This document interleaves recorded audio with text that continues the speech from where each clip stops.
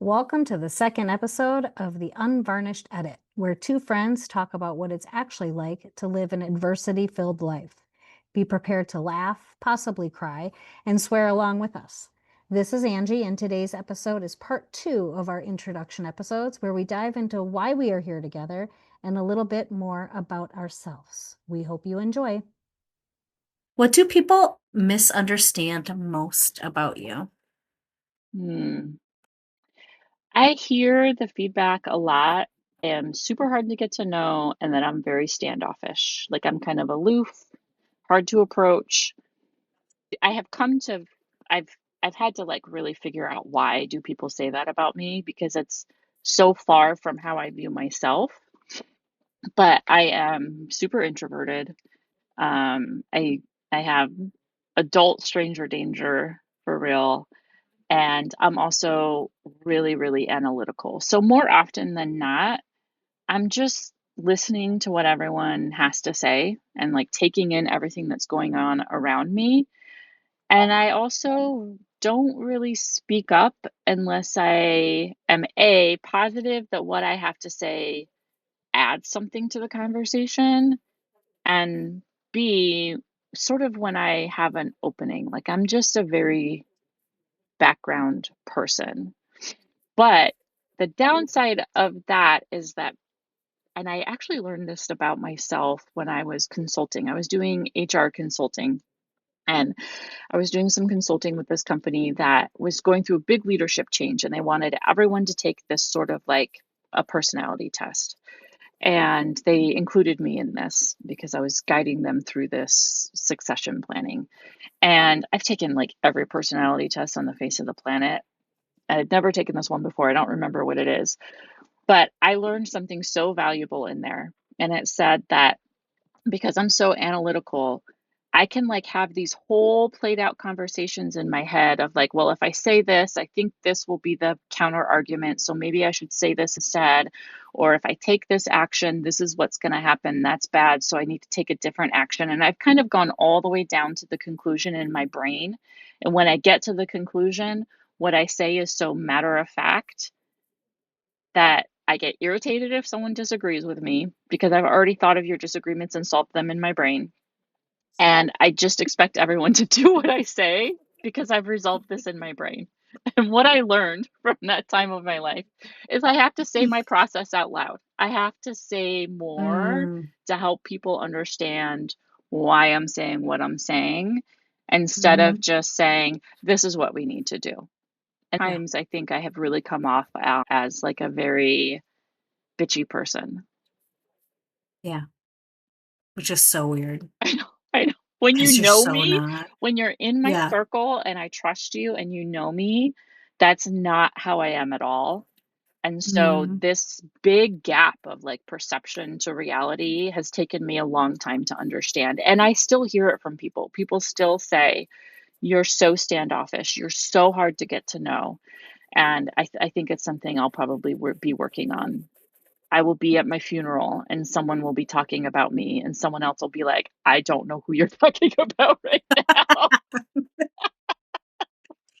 no, but that's what I get too, is that, that I'm bitchy and that I'm stuck up, which, Yeah. knowing me, I'm literally the farthest away from stuck up because I truly don't care. Yeah. I just truly don't like there's so much in my own life that I have to actually worry about that I don't care where you come from. I don't Yeah. care what, any of those pieces at all. And yeah, but I think part of it is one, I was taught children are to be seen and not heard.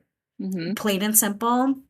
Children are to be seen and not heard. And okay, so I'm in public, I'm literally seen, I'm not heard, and I'm still this way. Like, at 50 years old, I'm still just that. And number 2, I'm super awkward at first. Me too. I'm super awkward. I do not know I'm just super awkward. And my social anxiety in like big spaces, even in smaller spaces, if I don't like actually know you, I'm just awkward. And so I don't know how to approach. And this is going to sound terrible, but I don't care to. Yeah. Like it's not that I don't want to connect, you know what I mean, with other people. But if you think that I'm a bitch and that I'm super stuck up, like, Okay. okay. I worried so much about that in my younger years, and I did so many things so Yeah. you wouldn't think that I was stuck up, so you would see that I wasn't, that I would burn myself out Yeah. and I would legitimately make myself sick, and I can't do that anymore. So I think that was one of like the hardest things I think to kind of come to terms with, is just to be okay Yeah. that you all see me this way. I know I'm not. I used to think, well, maybe I am. Like, Yeah. because why would all these people think that if If I that's wasn't. not Yeah. actually yeah, if that's not how I was. But no, I take a minute to warm up. And honestly, I'm assessing if you're safe or not. Yeah. That's a big part of And that's really what it is. It's that's a just big like, part. Can I I trust don't you? know if you are the safe Yeah. person, Can I because there's a trust you? lot of people that have come in my life that have given that air of being safe Mm-hmm. and has absolutely annihilated Yeah. my life. Yeah. And so now I'm super discerning and I wait and I give it space. And so I'm sure it just makes me come off as more of a bitch. Yeah. I am still struggling with, and I think you know this, we've talked about this before. I care what people think about me. And so Mhm. I'm like weaning myself off of that drug. And I'm getting better at not caring, but I still have like that thing of like, I don't like it when people say this about me. Yeah. Right? And I still sometimes will do the gymnastics to kind of prove that like, no, I'm nice. You can talk to me. I'm a nice person. Yeah. So I still like I think I still am I know I'm still working on that piece and part. I do find that what people say is true, that when you get into your older years, those things fall away and you start to look back and think, why did I spend so much time about these things? But you and I also know that I am a very vain person and I like nice things. And so when I spend so much time like taking care of my hair and getting Botox and plastic surgery and all of these things, and I buy nice bags and I buy these nice things, it adds to that image unintentionally of like, Yes, I bet. she's snobby. And maybe there was a time in my past where I didn't have enough self awareness at the time to know that. There was Yeah. certainly like when I was married the first time, there was definitely a blueprint I was living by that I did not construct on my own. And I think some of that is still stuck, Yeah. if that makes sense. This actually makes me wonder if the reason why I'm literally not at all like I have to put actual offer like, Angie, you really do have to, put makeup on, and you have to do, because you're going to be standing up and speak in front of people. And I had the whole conversation of like, is this like a showerable event or not? But I literally wonder if I've almost kind of like taken it to like like An I've let extreme. the pendulum swing, right? Like Hmm. so far, because you do all of those things because you can, like, this almost to prove to myself this is how much I don't care about what you think. Okay. Yeah. Like, did I do that? Is Maybe. that why? Because like I probably should put a little bit more effort into my life, my Maybe. public. I don't know. I go back and forth. I just have no clue. Like, I Yeah, just know that it takes a lot of effort, it and I does. don't know if I Hmm. Well, we care enough. definitely, yeah, I know that we're going to have a conversation in the future about femininity because I, Yo, right, because of some of the really? That's a things hard one. I know. And I have some things that have happened like with my kids that have really made me forced me to look at femininity. What does it mean to be feminine? What does it mean to be a woman? Um, Oof. and I know that's a it that one this that one has been very hard for That's a me. hard. That's a very hard one for me as It's well. very hard for me. I think we are old enough to be able to legitimately answer this. What would you tell your younger self? One piece of advice. It's a hard one. It's hard to narrow it to one. Yeah. It's hard to narrow it. It's hard that's the thing, it's hard to narrow it to one. Like, oh, yeah, that gets kinda personal, but your experiences are valid. Yeah. Yeah, your That's a good experiences are one. valid. Yeah. Yeah. I mean, my initial answer is dump him. It's not that serious. Dump him.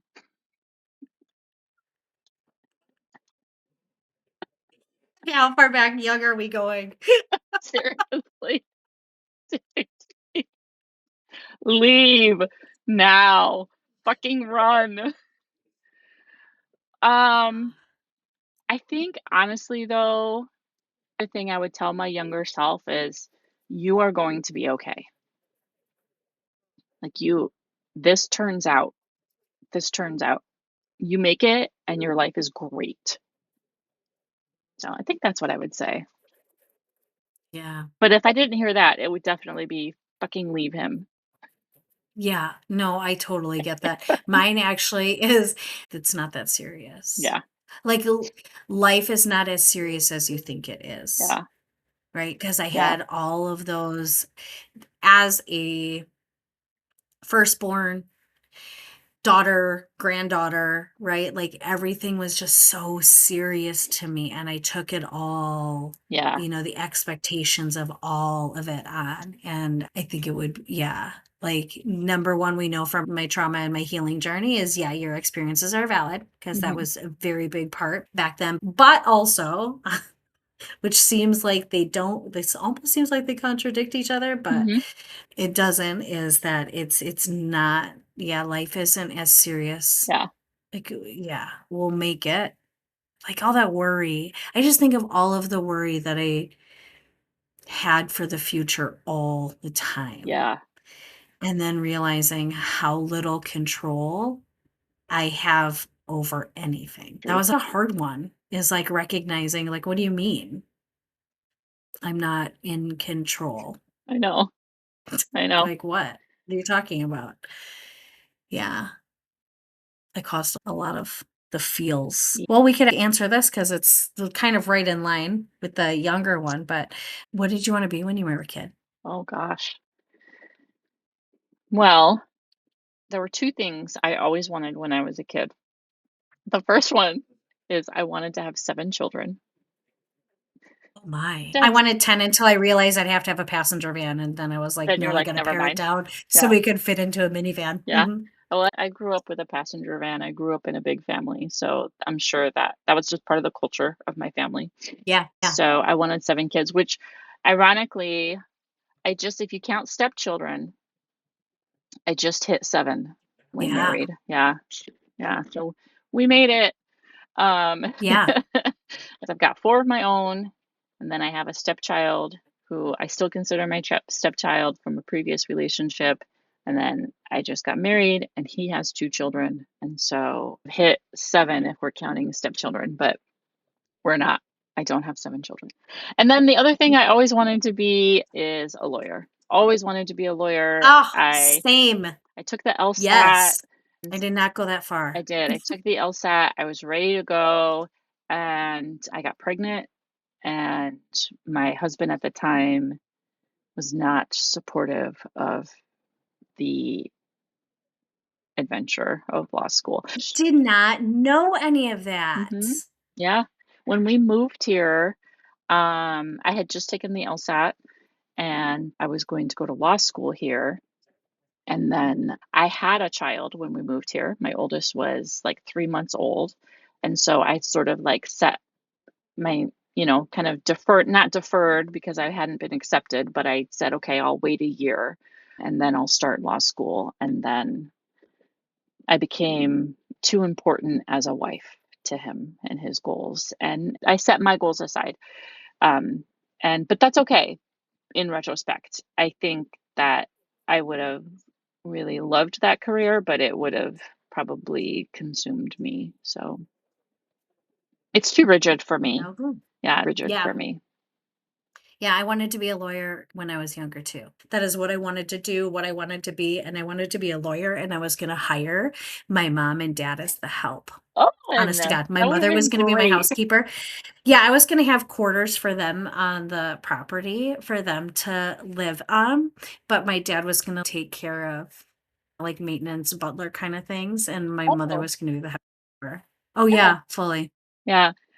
Knowing what I I was like, know, I'm tired of being your servant. You're going to be mine. yeah, knowing what I know now about you, trying to picture that seems like Oh, a everyone, nightmare. yeah, not everyone would make it out of that alive. Not everyone's making. No, no, no. And No. then when I came down to ASU, I was originally going to do international business with a minor in Spanish. Okay. Yeah, Okay. because I was fluent. I was pretty fluent at the time. No Okay. longer because I've not spoken it for so long. But Yeah. oh, how different life. Very different. Oh, how different life is. Yeah. Well, Yeah. that leads to like a very good segue of like where did you grow up and how did you end up here? Yeah, how did I end up here? So growing up, I born and raised in Wisconsin in a small town, but if anybody knows Wisconsin, it's really cold. They made the mistake, my parents, of taking me to Texas for 2.5 years. And so that was when I first realized, like, oh my gosh, there are places in this world that the sun actually shines. Yeah. And it's not so bitterly cold in winter. Like I can wear like shorts and a Mm-hmm. t-shirt in summer. Like, what are you talking about? This is amazing. But then they moved us back to Wisconsin. And I realized I really absolutely hate the cold. I just Mm-hmm. absolutely hate the cold. And so I went to one semester at University of Wisconsin, Milwaukee. It started snowing the first weekend of November. And I came home and I was like, I am going someplace warm, period. And it was either Texas A&M College Station or it was ASU Okay. because I had visited Arizona as a senior in high school with a moderate friend of mine. We weren't actually really good friends. I don't know how I got on the vacation with her, but we had a lot of fun and we actually went to Wickenburg of all places. But it was April Okay. and April in Arizona, it's just Beautiful. blue skies with like wispy clouds. It's 80 degrees outside, and we're at the pool, of course, because we're from Wisconsin where it's 30 at the time. And we're like, why are people not out here? Like, it was just so, I was like, what do you, this sun is so amazing. So my mom and I came down to visit in December. She worked for the airlines at the time, so we had the luxury of being able to just fly standby for at that time it was like $5 Yeah. literally round trip. And my dad passed away when I was 2, and so I had social security that had been banked for me, and so I had the ability to actually go somewhere out of Nice. state. And I made that decision the first weekend of November, and I started spring semester at ASU Wow. Oh, in January. I did not know that's how you end Mhm. up here. I've never even asked you how you ended up here. Yeah, and my first semester at ASU, I had like a 2 point something. I had 3 Fs and 2 Bs, so you can tell which classes were mandatory. Attendance Mm-hmm. was mandatory. I was the tannest white girl though ever. I was at the pool. All the time. I'm pretty sure it took me at least 2 years to actually warm up. Like for the first summer, I never used AC. I was like heat, sun, but growing up, it was like if it was sunny, you went outside to play because the sun was very fleeting growing up. And I had to learn that in Arizona, the sun is not fleeting. No, It is here every effing day every day, of our lives. forever. And it gets really hot in the summer. But yeah, that's what brought me down here is I needed to go someplace warm. That's funny. I did not And know that this. was 30, well, that's a long time ago. A while. Yeah. A Well, long time ago, let's see. 1994. Okay. Okay. So 32 years? Okay. 32 years. Mm-hmm. Mm-hmm. I'm getting close to that as far as living That's here. not Because that's not bad times up. I grew up in Ohio and Utah. So I was born overseas, but we moved back to the States and lived in Ohio when I was young. I was like 2 when we moved to Ohio. And then I stayed in Ohio until we moved in 89, so I'd be 13. We moved to Utah when I was 13. We lived in northern. I didn't know that. I thought you were born and raised in Utah. No. Nope. Oh, I mean, I know you weren't born there. That I knew. Yeah. But I thought that yeah. No. But 13, that's a teenager. Yeah, it was a really hard move. That was a really rough move. That's a huge culture shock. Huge. Huge. Huge.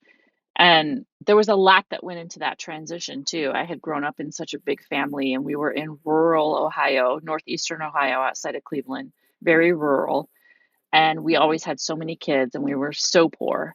And then the job that took my dad to Utah was a huge upgrade for him, salary wise. It was a big change for us financially. And some of the older kids had moved out.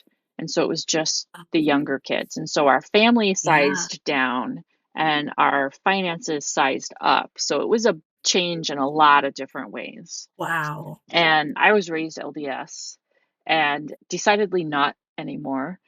But changing from like being LDS in Ohio in a Ohio? rural community, Yeah.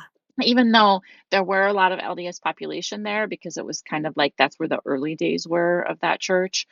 And then moving to Utah. So like there's huge culture shift in that way too. Like being LDS in Utah is way different than being LDS anywhere else, in my opinion. And so, yeah, I was 13 when we moved to Utah. I went to college in Utah. I went to the University of Utah, and I got married at the end of my college career, and we had a baby.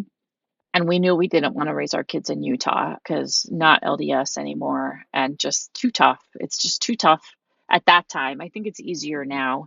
Like I see some people I know that have kids up there that aren't LDS and they're fine. But at the time, right, this was like late 90s. 27 years ago. Yeah, it was just you were LDS or nothing. It felt like that's what it Yeah. felt like to me. And so, and my husband at the time, his family lived here. And so we moved down here to be closer to his family. And I've been here ever since and been trying to get out of here ever since. And every time I get a little bit closer to leaving, something happens and I get sucked back in. And so currently, I would love to not live here. I'm so tired of how hot it is. I would love to see maybe not the snow, but I would love to have some cooler weather and see green. But that is not going to be the case for the foreseeable future. What are you most grateful for in our friendship? Well, This is a big one. everything. Yeah. I've said this before numerous times in trainings and things like that. And I've always referenced what we have, right? Is that everybody needs a friend who you can go to and you can text and say, how much do you think I could get for these kids? I cannot do this, not even 1 second longer.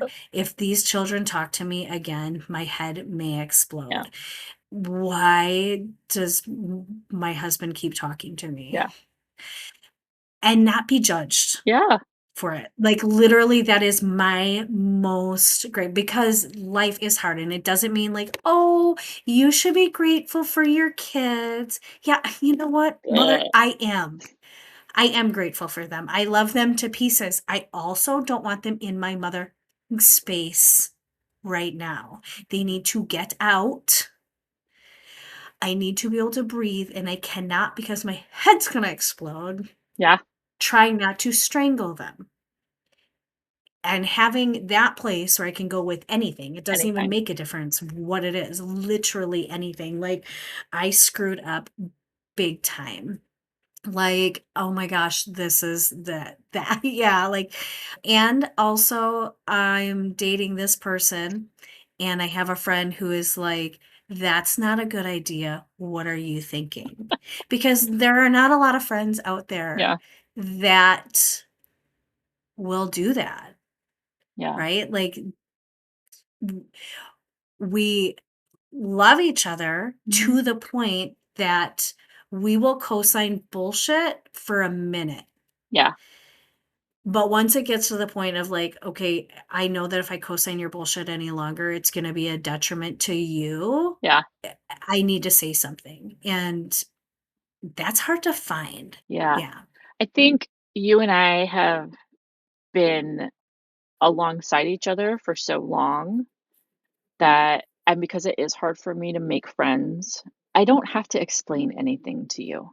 I don't have to give you the Yeah. backstory. And, I think you're the only person in my close, tight circle that has the language available to have a deep conversation, and you know what it's like to, right? Like, I have PTSD, you know what that looks like. I have an attachment disorder, you know what that means. Like, I don't have to explain to you, okay, well, look at this thing I've just been diagnosed with, and it Mhm. has severely messed up my life, and I just figured out that, right? Like, I think, especially when we talk about my problems with attachment, you've helped me so much because you know exactly what that looks like and how that plays out in life. You don't have to pick up a book and read about it. You don't have to do any research. You can just be there for me.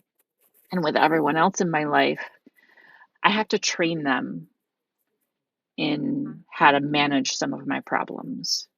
And I am blessed to have so many people in my life that I'm so close with and love me so much and have seen me go through a lot, but they all are neurobiologically standard, right? Yeah. All of Yeah. them. And Yeah. it makes it hard sometimes. I feel really isolated sometimes when I'm with them because I do that thing where, like, I'm at book club with my very close friends and I tell a story that turns out is not relatable at all. Or is traumatic. Dramatic. And you're like, wait, what do you mean? And I look up and they're all shocked. This just happened to me last Yeah. month at book club. Somebody asked me a Yeah. question and I told this insane story and they were like, "Are you Yeah. okay? That Yeah. was Like, 10 of years course I ago. am. What I'm are you talking fine." about?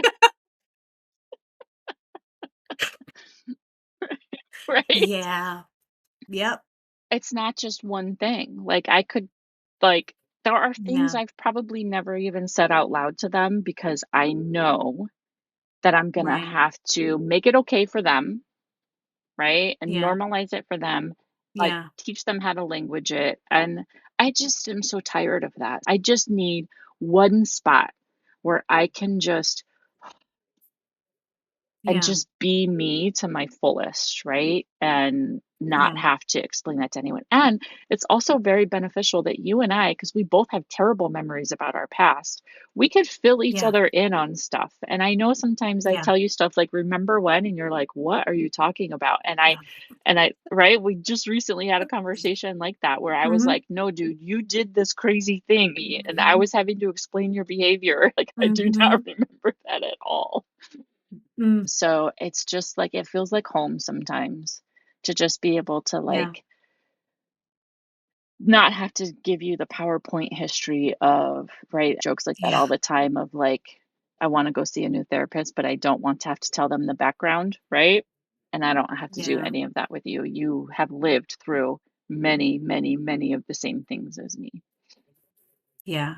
I think, years ago, we created a trauma-informed space with each other, Yeah, not even not knowing even really knowing. what that was right from the get-go. Because yeah, I do not do friends. Yeah, I just have very and when I say very few, I mean, there's 2 of you that I would consider yeah, friends, and I'm trying to think, like, do I have another one? Oh, yes, 3. That's it. yeah, And I don't go and do, you know what I mean, things. So like even just having any kind of, like I'm so discerning with yeah. support, but from the get-go of us meeting when our oldest kids were in kindergarten on the concrete pad Hmm. next to Yep. where drop off and pickup was, Hmm. it was always from like the get-go Yeah. of like like the fucked up in me saw the fucked up in you. And I think we resonated like right from the Yeah. beginning. We're like, not saying that we had what we have now back then, but there was always like, there's something about this lady that I can kind of trust.